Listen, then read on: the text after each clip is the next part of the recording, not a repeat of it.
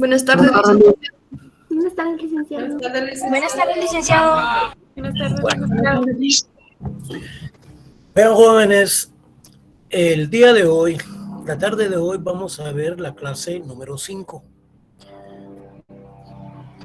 Hoy vamos a finalizarlo con lo que es el materialismo histórico dialéctico y luego vamos a entrar a otro de los temas de los aspectos agrarios. Cuando ya hablamos de lo que era el capitalismo. Como todo viene evolucionando, entonces ingresamos a lo que es el socialismo. Bueno, el socialismo, esta es una doctrina política y económica que propugna la propiedad y la administración de los medios de producción por parte de la clase trabajadora, con el fin de lograr una organización de la sociedad en la cual exista una igualdad política, social y económica de todas las personas. Tenemos, por ejemplo, la democracia cristiana guatemalteca. Ustedes no recuerdan ese partido político cuyo presidente fue Vinicio Cerezo. Esta ideología política de la democracia cristiana prácticamente la ha tomado lo que es la Unidad Nacional de la Esperanza.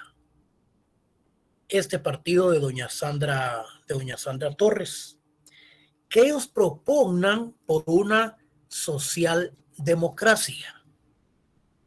Bueno, pero ¿cuál es el fondo de esta filosofía política? La socialdemocracia lo que propugna es lo siguiente, fíjense bien, que todos los empresarios, ¿sí? Todos los grandes empresarios, todas las personas que obtienen grandes capitales, desde luego, deben de pagar sus impuestos. Bueno, y de los impuestos debe de distribuirse a la clase más necesitada del país. Esa es una de las filosofías de la socialdemocracia. Quitarle a los ricos para darle a la clase menos poseída. ¿Por qué no se les da trabajo? ¿Por qué no se les da suelo y para que vayan a pescar y enseñarles a trabajar?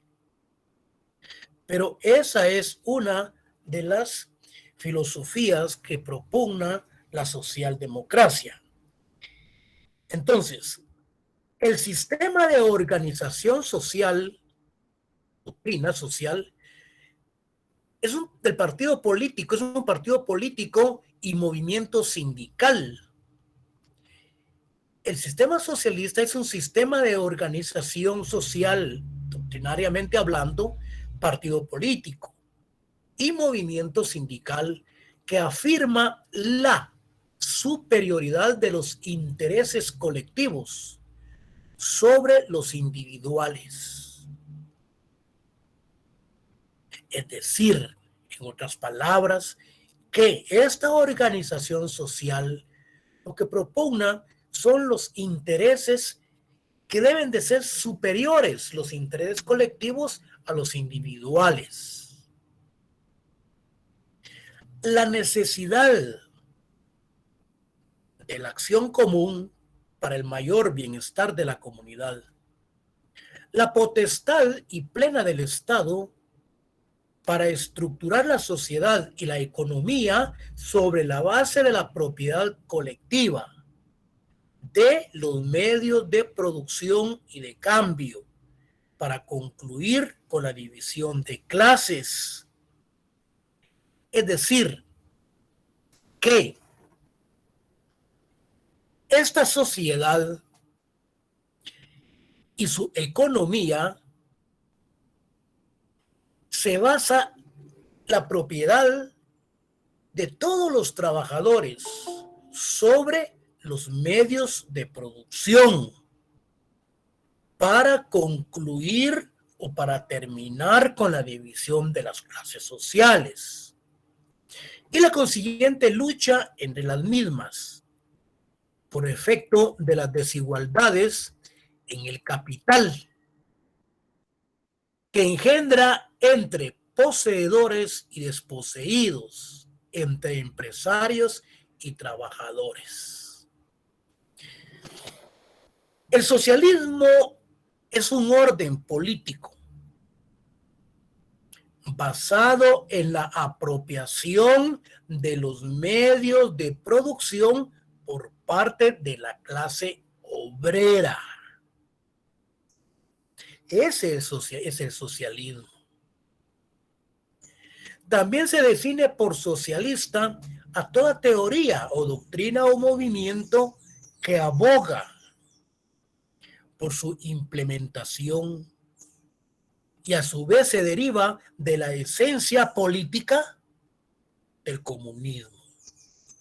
Quiere decir entonces que el socialismo se deriva de el comunismo de Carlos Marx. El socialismo reviste en dos formas o en características. Fíjense bien.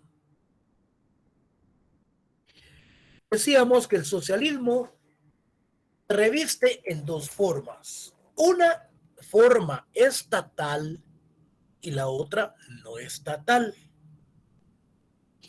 ¿En qué radica el socialismo estatal? Fíjense pues, a través de la nacionalización y planificación económica de la producción. En Cuba, por lo menos, se nacionalizaron todos los bienes de producción con su revolución que se dio. Entonces, en el pueblo recae la tierra, el subsuelo, bosques, agua, minas, nacimientos de minerales, máquinas, tractores, transportes, medios de comunicación, fondo básico de viviendas, bancos, son patrimonio de todo el pueblo, de toda la sociedad socialista. Desde luego, como dice anteriormente, representado por el Estado. Entonces, en el sistema socialista, todos los medios de producción pertenecen a la clase trabajadora, a la clase obrera. Pero cuando es un socialismo estatal, reviste esa característica que los medios de producción también pertenecen al Estado. Ahora bien, ¿cuándo reviste la segunda parte? O sea, la segunda característica, la no estatal. Y aquí, en la no estatal, tenemos las cooperativas. Entonces, mediante la propiedad comunitaria, en un sentido amplio, representado por un grupo de personas que velan por edificios, construcciones, agricultura, ganado, estas dos características han sido el tránsito de la clase obrera y campesina, trabajadores, hacia el socialismo. La propiedad socialista estatal, o sea, pues que los bienes en parte pertenecen al Estado, pero se encuentran en las manos de la clase obrera trabajadora, todos los medios de producción que mencionábamos con anterioridad. Entonces, la propiedad socialista estatal de todo el pueblo representa la forma más alta de la sociedad socialista y es el resultado de la expropiación de la burguesía y de los terratenientes. se desarrolla y se multiplica por la acción del trabajo de los obreros de la industria del transporte perteneciendo al pueblo en su conjunto. Cuando se dio la Revolución Cubana, todos los bienes que pertenecían a la burguesía, todos los bienes que pertenecían a personas extranjeras, estas fueron expropiadas y pasaron a formar parte del Estado. Les mencionaba a ustedes con anterioridad que la República de Cuba es el primer país socialista del continente americano, logrando con ello dar paso a un país independiente en lo económico y en lo político. Su reforma agraria hizo propietarios a más de 100,000 pequeños productores, expropió fincas, nacionalizó todos los latifundios norteamericanos, logrando con ello su soberanía económica y política del país. En un sistema socialista, al establecerse la propiedad de los medios de producción, desaparece por completo la existencia de la propiedad privada de los bienes de capital.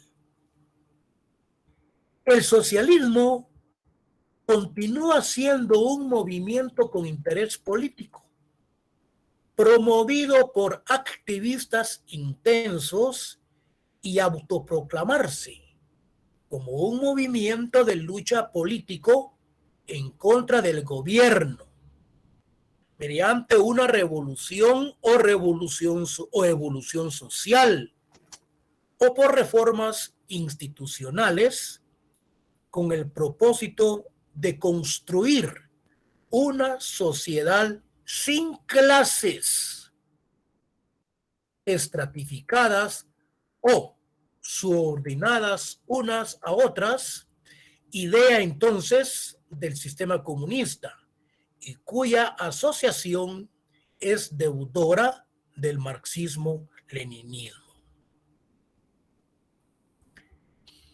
La radicalidad del pensamiento socialista no se refiere tanto a los métodos para lograrlo, sino más bien a los principios que se persiguen. Leamos este párrafo. La radicalidad del pensamiento socialista no se refiere tanto a los métodos para lograrlo, sino más bien a los principios que se persiguen. ¿Qué se persigue? La igualdad,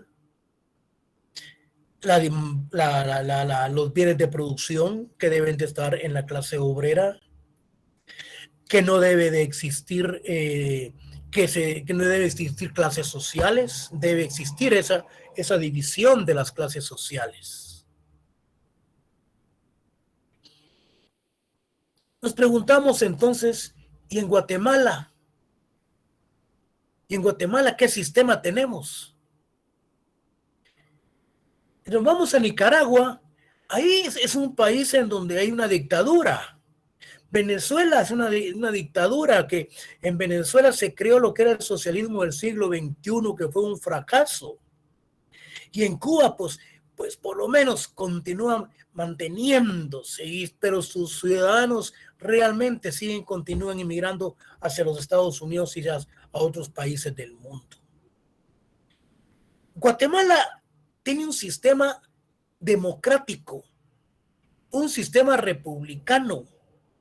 Republicano porque tiene los tres poderes del Estado: ejecutivo, legislativo y judicial. Existe democracia. Lamentablemente lo que ha invadido es una gran ola de corrupción. Estaba leyendo en este momento, ya el martes y el jueves principian las grandes manifestaciones en contra del gobierno por la detención de José Rubén Zamora Marroquín y por los grandes actos de corrupción que hay en el gobierno. Bueno, entonces Hay grandes diferencias lo que hablamos de lo que es el capitalismo, lo que es el socialismo. Entonces, cuando hablamos del socialismo y del comunismo, entonces son doctrinas sociales y políticas basadas en la comunidad general de bienes. Esta doctrina es netamente intervencionista, contrario al liberalismo democrático. El comunismo utópico que cree en ideales posibles. Cuando hablamos de lo utópico, es algo que puede ser un poco contrario a lo tópico, es decir, se está dando unas elecciones de carácter utópica, es decir, que son elecciones que no han sido no son normales, porque hay elecciones utópicas, cualquiera dirá va a haber fraude o hay fraude, pero si son elecciones tópicas, hay elecciones realmente que se están realizando en una forma legal. El comunismo utópico, entonces, cree en ideales posibles y está representado por Platón, San Agustín y otros. El comunismo práctico persigue la dictadura del proletariado, que sería la etapa inmediatamente posterior a la toma del poder por parte de la clase obrera. Cuando hablamos del comunismo práctico, persigue la dictadura del proletariado. ¿Y qué consiste la dictadura del proletariado? Que sería la etapa inmediatamente posterior a la etapa del poder, a la toma del poder por la clase obrera, en la cual se crea un Estado obrero, el cual, como todo Estado, sería una dictadura de una clase sobre otra. Venezuela, Nicaragua. En este caso, de las clases trabajadoras sobre la burguesía. Explico. Es decir, entonces, que en este sistema social, prácticamente la clase trabajadora supera entonces al sistema burocrático, al sistema de la burguesía principalmente. Es una especie de socialismo integral y se enfrenta al comunismo libertario, sistema en el cual se compensan en criterios teóricos libertad y comunidad dentro de los programas anarquistas. Cuando hablamos de los programas anarquistas o cuando hablamos de un estado anárquico o una anarquía, es cuando hay un desorden completamente en el gobierno. La variedad de matices del comunismo actual, su evolución, lo alejan del marxismo, en el cual se confundía, dado que el manifiesto comunista redactado por Marx y Engels sirvió de base a la fracción del socialismo más avanzado. Esta se denomina comunista por la vía del título dado por Carlos Marx. Entonces, el comunismo es una doctrina económica, política y social que defiende una organización social en la que no existe la propiedad privada. ¿Por qué no existe la propiedad privada? Porque los bienes, la propiedad privada están en manos del gobierno. Entonces, no existe la propiedad privada ni la diferencia de clases. Y en la que los medios de producción estarían en manos del Estado. lo que les mencionaba, que distribuirá los bienes de manera equitativa y según las necesidades. Es decir, entonces, que todos los bienes de producción están en manos del Estado, como en Cuba, y se encarga de distribuir esos bienes en una forma equitativa a las necesidades de los grupos sociales que conforman esa sociedad, valga la expresión. El concepto de comunismo terminó. Permítame, el concepto de comunismo es un término cuya utilización se remonta a Platón, en la cual la contribución a la producción común es libre y no planificada, y mientras el consumo se vive en lo común.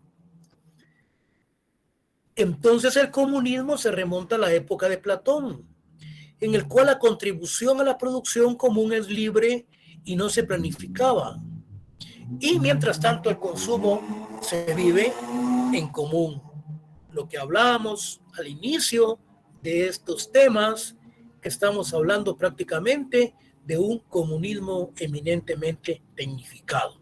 El otro era un comunismo primitivo. El concepto de socialismo apareció en 1834. Describe la organización colectiva de la producción y distribución, en tanto el consumo permanece siendo particular. En el siglo XIX, por el ascenso del capitalismo industrial al socialismo, evolucionó como ideología de economía política, proponiendo un sistema social, económico y político basado en la organización de la producción de acuerdo a fines preestablecidos de contribución al bien general. Sería entonces el denominado movimiento socialista. El socialismo recibe un gran impulso de la teoría marxista, que desprende al socialismo de todo idealismo moral y político como una necesidad para el desarrollo del presente periodo tecnológico que podría hacerlo realizable. Utópico, mencionamos un principio, no utópico. Entonces, que este socialismo que presenta el desarrollo del presente periodo tecnológico, que podría hacerlo realizable en lo no utópico, que cree en ideales posibles, según la doctrina del materialismo histórico. Con el surgimiento del marxismo, los medios socialistas y los fines comunistas son absorbidos y reformulados dentro de una sola doctrina, que entienden ambos sistemas como dos pasos históricamente necesarios en el desarrollo de una sociedad dividida por la lucha de clases hacia una etapa comunista final sin clases, gracias al marxismo. Vean, dice que con el surgimiento del marxismo, los medios socialistas y los fines comunistas, estos se absorben y se reformulan dentro de una doctrina que entiende a ambos históricamente y necesarios en el desarrollo de una sociedad dividida por la lucha de clases hacia una etapa comunista final. Es decir, que está dividida, es decir, que no se dan las clases sociales. Gracias al marxismo, las ideas socialistas y comunistas se desprenden del idealismo y se unifican en un solo movimiento ideológico llamado comunismo.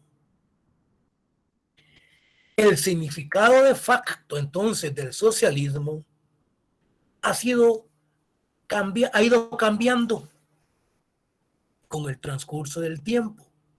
Muchos de los denominados socialistas derivaron históricamente en la búsqueda de instaurar un Estado obrero organizado de abajo hacia arriba. Los movimientos políticos contemporáneos con visión abstracta, híbrida, han denominado como socialdemócrata, lo que yo les mencionaba en un principio. Los movimientos políticos, oigan bien, contemporáneos con visión abstracta, han denominado como socialdemócrata. Es un término que alude a proyectar la disparidad de las diferencias económicas. Es decir, que tenemos a los ricos y a los pobres entre personas con el fin de distribuir toda la riqueza acumulada por individuos y gobierno entre todas las partes de forma arbitraria y limitada. En este modelo socialdemócrata, las personas de clase alta se les requiere pagar impuestos, los que yo les mencionaba anteriormente. En este modelo socialdemócrata, las personas de clase alta se les requiere pagar impuestos más altos que a la clase media, de manera que paulatinamente disminuya la riqueza de los mismos y la riqueza llega a manos del gobernante vigente y éste decida distribuir la riqueza en su criterio. Significa esto que la clase rica, que la clase de los pudientes, tienen que pagar más impuestos que la clase media. Lo que sucede es que todos estos impuestos llegan al gobernante, llegan al gobierno y ellos deciden a su criterio la forma como van a distribuir esa riqueza. El socialismo, entonces, se identifica con los postulados socialdemócratas y comunistas, razón por la cual existen los movimientos socialistas que confrontan dilemas ideológicos. Y ahora entramos a lo que es el socialismo del siglo XXI de Chávez.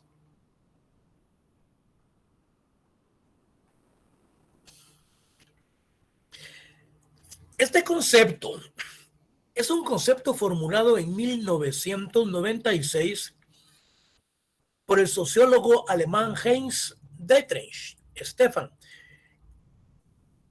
No es creado por Chávez, es creado por este alemán que surgió como producto de la reflexión sobre el socialismo soviético oriental del siglo XX.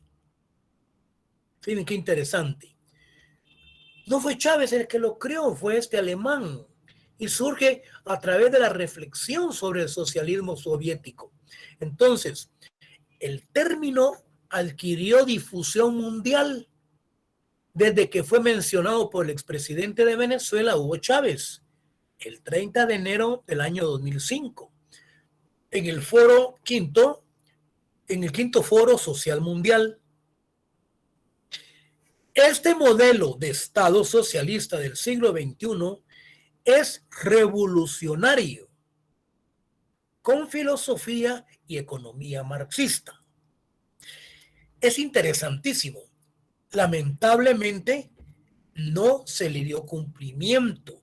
Lamentablemente no pudieron aplicar esos términos y esos conceptos en un sistema de carácter marxista eminentemente socialista. ¿Y en qué consistía esos ejes?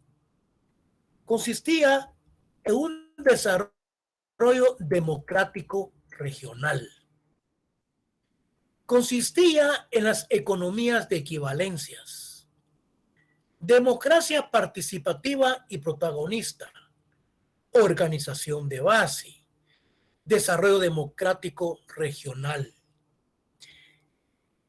Desarrollo democrático regional se refería específicamente cuando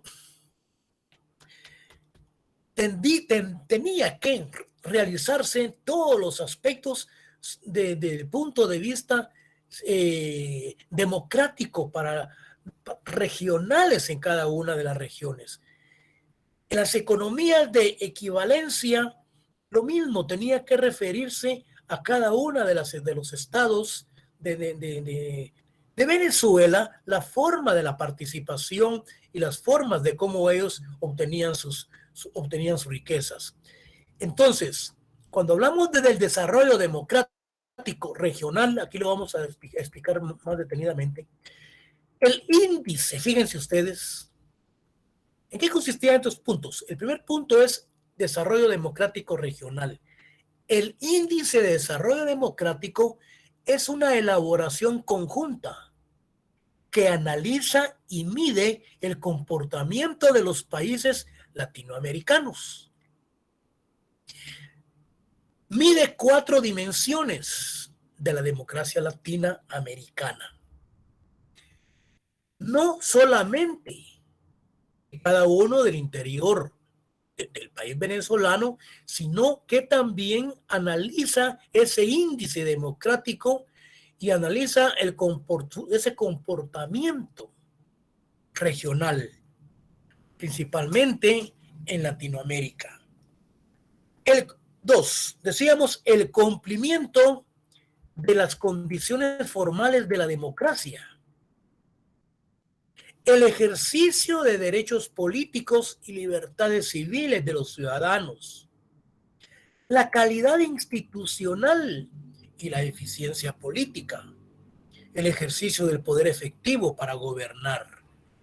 Estos 4 aspectos se refiere al desarrollo democrático regional, se refiere a aspectos que evaluaba en todo lo que es la dimensión del continente, o sea, el comportamiento de los países latinoamericanos principalmente, el cumplimiento de las condiciones formales de la democracia, el ejercicio de los derechos políticos y de las libertades de los ciudadanos, la calidad institucional y la eficiencia política, el ejercicio del poder efectivo para gobernar.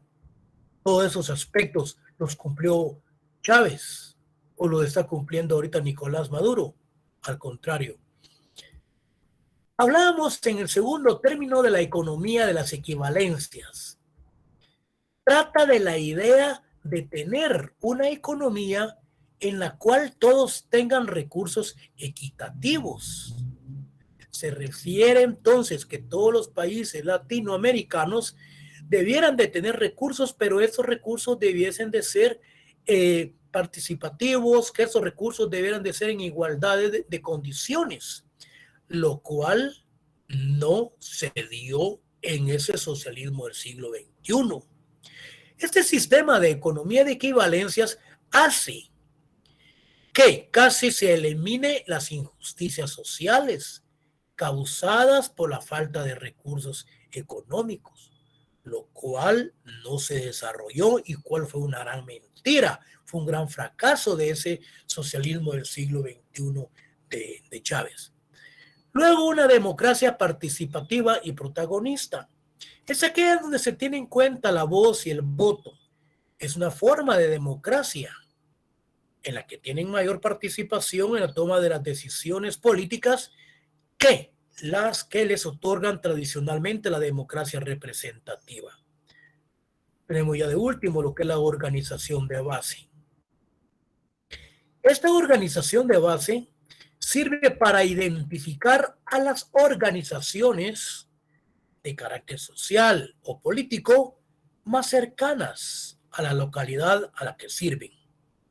La teoría de la organización de bases son las mentadas células. De aquí fue donde se surgió las células del Partido Patriota y de la Unidad Nacional de la Esperanza, creando células, porque de ellos no creo que haya surgido la idea. Entonces, en teoría, la organización de base es la célula más pequeña y más relacionada con el pueblo llano. Es cuando andan juramentando o andan creando juntas directivas de las bases en el interior del país. Entonces, en teoría, la organización de base es la célula más pequeña y más relacionada con el pueblo llano, entregando propuestas concretas tanto en la economía política como en la participación democrática de la sociedad, de la ciudadanía, para construir una sociedad libre de explotación, siendo necesario un reforzamiento radical estatal democráticamente controlado por la sociedad para avanzar en el desarrollo. Entonces, el socialismo del siglo XXI, del que hablaba Hugo Chávez, se basaba en la solidaridad, se basaba en la fraternidad y en la igualdad. ¿Y la solidaridad qué era? Era la adhesión o apoyo incondicional a causas o intereses ajenos, especialmente en situaciones comprometidas o difíciles. Es decir, que debiese de existir esa lealtad en los territorios latinoamericanos, comprometidos a unirse para salir adelante de todas las situaciones económicas y políticas difíciles de las cuales se encuentran o se encontraban, y debiesen de entonces de haberse comprometido a esas difíciles tareas. ¿Qué decía Chávez después de la solidaridad? Hablaba de una fraternidad, afecto, confianza propia de hermanos o de personas que se tratan como hermanos. Asociación de personas que tienen unos mismos intereses profesionales o altruistas. Es decir, pues que tenía que haber cooperación, apoyo, ayudarse en una forma altruista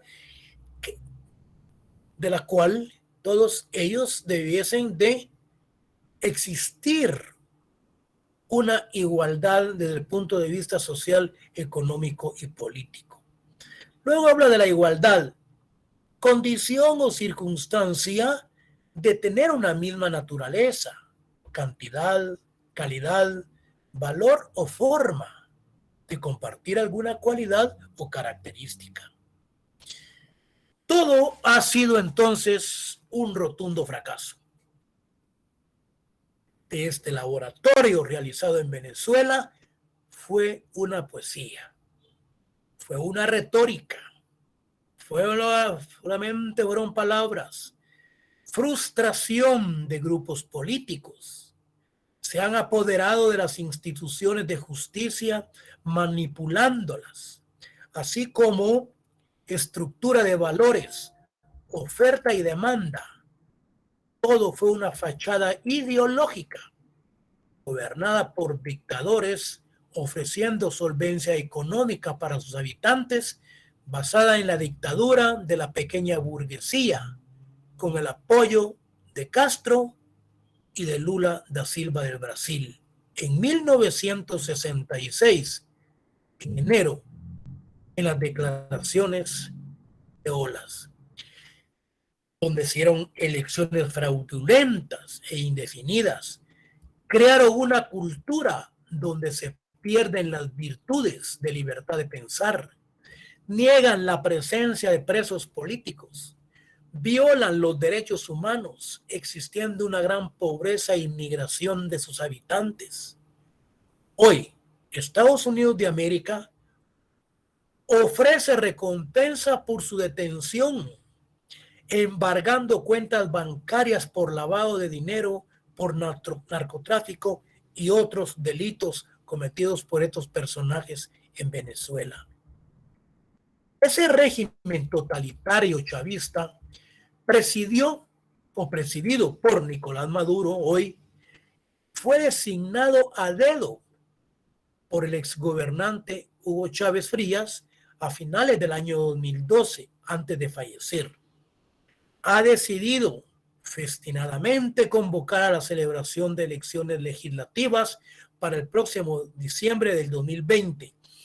Este documento se creó en ese momento, yo lo creé, en las que la mencionada dictadura, abanderada del socialismo del siglo XXI, perpetrara otro gran fraude electoral y que hasta la fecha él continúa en el poder.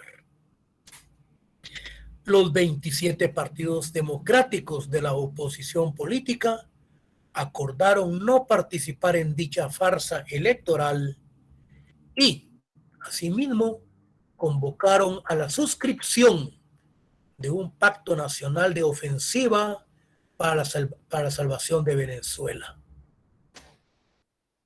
La alianza opositora, en su manifiesto político, denunció todas las arremetidas y violaciones que ha cometido la dictadura de Maduro en contra del derecho a elegir del pueblo venezolano.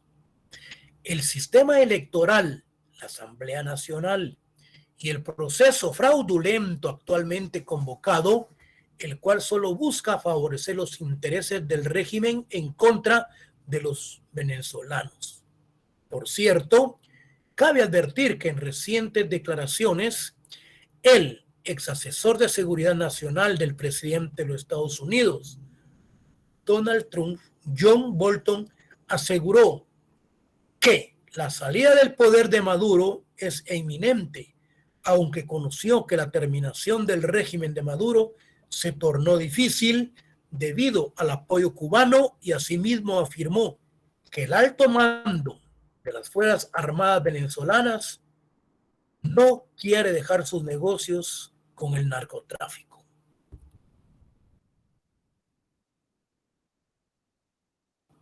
Jóvenes, creo que ahí nos vamos a quedar para entrar el día lunes sobre el origen y la evolución del derecho agrario. ¿En dónde tuvo su origen el derecho agrario? ¿Cuáles fueron los conceptos o los aspectos por los cuales surgió? Por aspectos económicos, sociales, jurídicos, ideológicos. Surge en Italia. Bueno, esto lo miraremos el próximo día de clase, el día lunes.